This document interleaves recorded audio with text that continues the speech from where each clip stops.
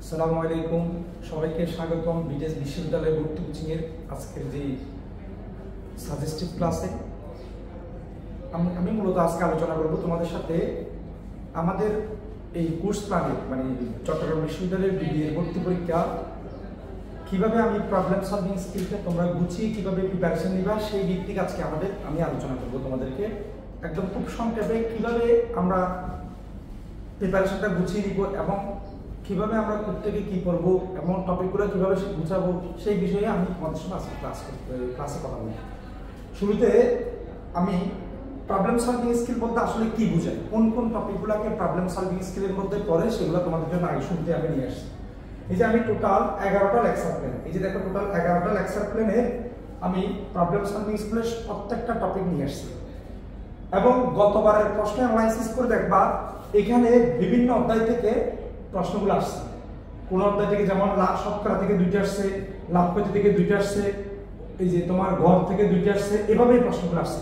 তার মানে আসলে প্রবলেম সলভিং স্কিল বলতে এই চ্যাপ্টারগুলো বোঝায় এবং আমাকে এই চ্যাপ্টারগুলো শুরু থেকে শেষ পর্যন্ত একদম বেসিক লেভেল থেকে শুরু করে অ্যাডভান্স লেভেল পর্যন্ত প্রত্যেকটা টপিক তোমাকে জানতে হবে এই চ্যাপ্টারগুলোর জন্য।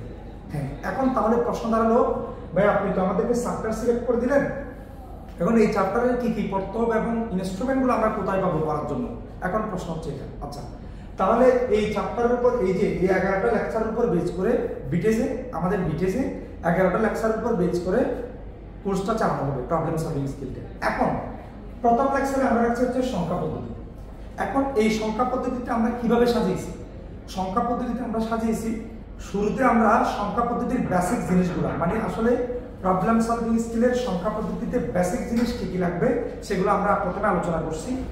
এরপরে আমরা করছি কি, মূলত এই যে চট্টগ্রাম বিশ্ববিদ্যালয় ভর্তি পরীক্ষার প্রবলেম সলভিং স্কিলের অধীনে কি কি ইনস্ট্রুমেন্ট লাগবে এর উপর বেসিস করে আমরা বিগত বছরের বাংলাদেশের যত কম্পিটিটিভ এক্সাম আছে সেখানে কি কি প্রশ্ন আসছে সেই প্রশ্নগুলো আমরা অ্যানালাইসিস করে সেখান থেকে বিভিন্ন ক্যাটাগরির প্রশ্ন নিয়ে আমরা বিভিন্ন টাইপে বিভক্ত করে চ্যাপ্টারটাকে সাজিয়েছি এবং সেখানে আমরা বেসিক থেকে শুরু করে অ্যাডভান্স লেভেলের সকল প্রশ্ন রাখছি এবং এমনভাবে প্রশ্নগুলো সাজানো হয়েছে যার উপর বেসিস করে তুমি যদি ওই প্রশ্নগুলো সলভ করো ওই অধ্যায়ে যত ক্যাটাগরির প্রশ্নই আসুক না কেন তুমি প্রত্যেকটা প্রশ্নই সলভ করতে পারবে।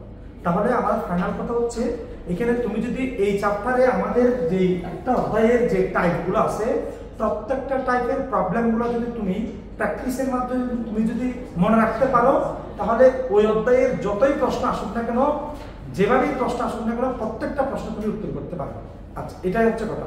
এভাবে 11টা লেকচারের প্রত্যেকটা লেকচারে আমরা বিভিন্ন টাইপের বিভিন্ন গুরুত্বপূর্ণ প্রশ্ন দিয়ে এমনভাবে সাজিয়েছি যাতে স্টুডেন্টরা প্রশ্নগুলো সলভ করলে ওই অধ্যায়ের যত ক্যাটাগরিরই প্রশ্ন আসুক যাতে সে পরীক্ষায় সলভ করতে পারে। এক্ষেত্রে আমরা একটা কথা বলি, তাহলে আমাদের এই যে 11টা লেকচার প্ল্যান এবং লেকচার শিটের বাইরে তোমাদের কোনো বই পড়তে হবে না, জাস্ট ক্লাসে তোমরা রেগুলার ক্লাস করবে আর এই লেকচার প্ল্যানে আমরা ম্যাথগুলো ক্লাসে স্টেপ বাই স্টেপ তোমাদেরকে করিয়ে দিব। এর উপর বেস করে আমাদের প্রিপারেশন হবে, বাইরের কোনো বাজারের কোনো বই তোমাদেরকে কিনতে হবে না, জাস্ট আমাদের লেকচার শিট ফলো করবো, শেষ কাজ। একটুকি হচ্ছে আমাদের প্রবলেম সলভিং স্কিলের প্রিপারেশন। আমি গতবার একটা ছোট্ট কথা বলি, আমাদের গতবারে কিন্তু একেবারে নতুন রূপরেখায় আমরা চট্টগ্রাম বিশ্ববিদ্যালয়ের সিনিয়রের জন্য স্টুডেন্টের জন্য প্রিপারেশন বুঝিয়ে দিয়েছিলাম। ঠিক তখন স্টুডেন্টদের প্রশ্ন ছিল, ভাই আসলে আমরা কি পড়বো, কোন বই পড়বো, কিভাবে পড়বো।